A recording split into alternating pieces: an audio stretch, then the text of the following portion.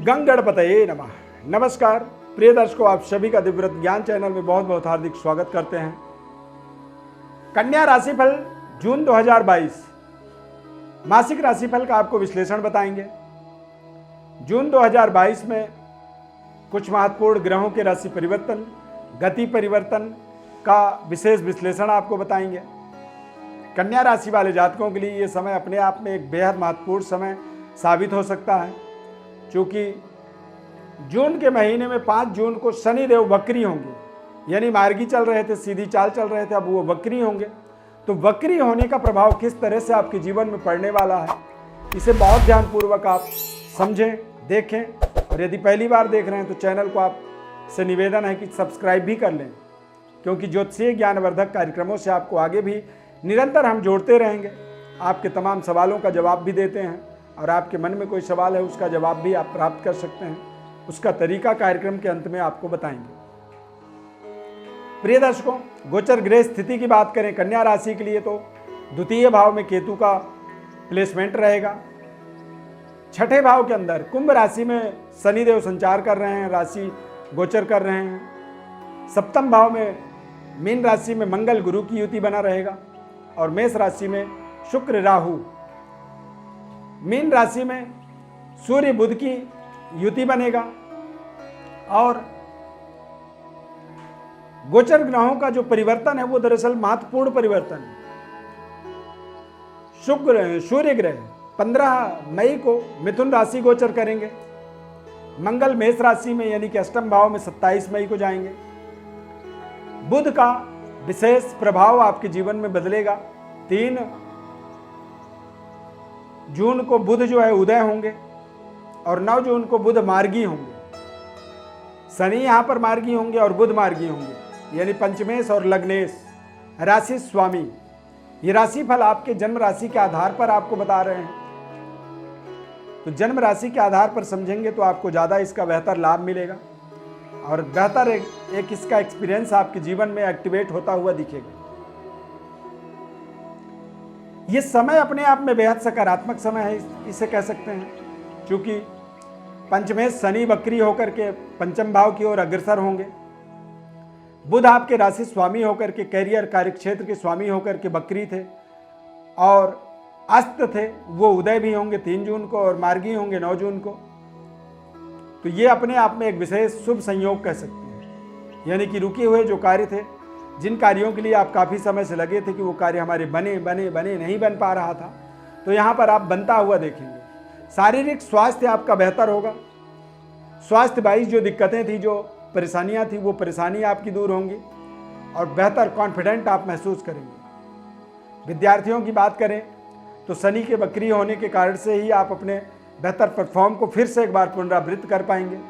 Competition, प्रतियोगिता और exam, परीक्षा, तमाम तरह के एग्जामिनेशन का आपको अच्छे परिणाम यहाँ पर प्राप्त हो जाएंगे।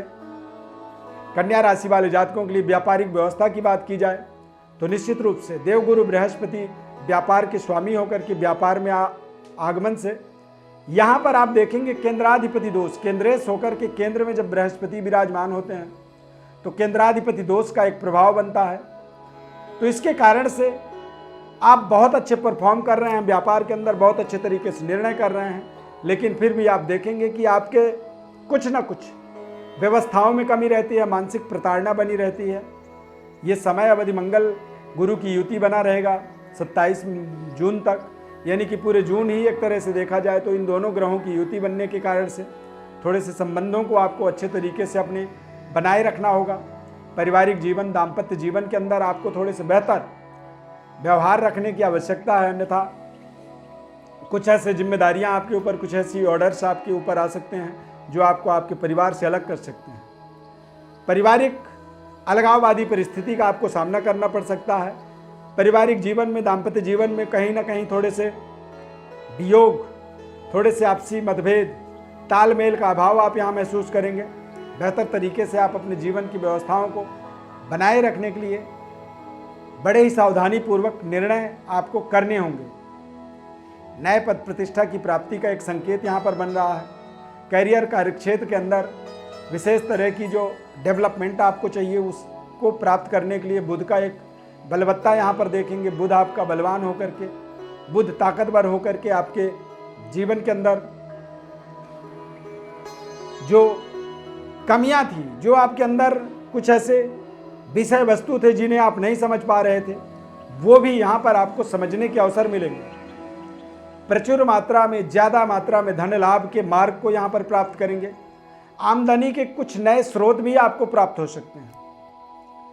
यहाँ पर सूर्य और शुक्र और राहु की युति अष्टम भाव में रहने के कारण से थोड़ा सा आपको अपने भाग्य, अपने धर्म कार्यों पर, यानी कि आप इस पूरे माह के अंदर देखेंगे तो 1 जून से 18 जून तक थोड़े से आप अपने जिम्मेदारियों के प्रति लापरवाह हो सकते हैं।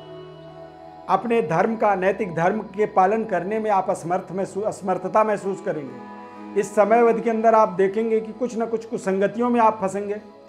कुछ गलत संगति के कारण से अपने जीवन में कुछ ऐसे आचरण आप करेंगे जो आपको ही बाद में पश्चाताप होगा कि मैंने ऐसा क्यों। तो यदि कुछ गलतियां आप कर सकते हैं, उन गलतियों को सुधारने का, उन गलतियों को ना करने का ही आपको हम विशेष सलाह देना चाहेंगे। शुक्र राहु की युति अष्टम भाव में जब बनता है तो ऐसी स्थिति में हम ऐसे कार्य करते हैं जो हमारे लिए जीवन में लज्जित दोष बनाते हैं। यानी कि हम अपने ही कार्यों से अपने आप में लज्जित होते हैं। हम अपने आप में ही शर्म में हमें आती है कि हमने ऐसा क्यों किया। कुछ ऐसे रिश्ते आपके डेवलप हो सकते हैं, या फिर कुछ ऐसे प्रियजनों के साथ हमारे व्यवहार हो सकते हैं जो व्यवहार से हमारे रिश्तों में कमी आ सकती है, समाज में हमारे मान सम्मान में कमी आ सकती है, और हम अपने भाग्य से भी असंतुष्ट होंगे। गलत कार्यों को, गलत कर्मों को करने के कारण से ही भाग्य में कमी आ सकती है। धर्म कार्यों में आपकी अरुचि बढ़ सकती है। तो अपने धार्मिक प्रथा, भाग्य के उदय और अपने जीवन के नैतिक जिम्मेदारियों को बनाए रखने के लिए, नैतिक जिम्मेदारियों को सही तरीके से अपने जीवन में प्राप्त करने के लिए आपको बहुत ही सोच समझ करके 18 जून तक अपने संबंधों को, अपने भावनाओं को, अपने रिलेशनों को बेहतर करना होगा। इस समय शुक्र और राहु के प्रभाव से आप देखेंगे कि तमाम तरह के जिन व्यक्तियों से आप मिलना भी नहीं पसंद करते हैं ना, ऐसे व्यक्तियों के साथ ही आप जुड़ना पसंद करेंगे। ऐसे व्यक्तियों के नज़दीक आप पहुंचते चले जाएंगे, आप उनसे जुड़ते चले जाएंगे, जो कि आपके पद, प्रतिष्ठा, मान सम्मान के लिए वो कहीं ना कहीं घातक साबित हो सकते हैं।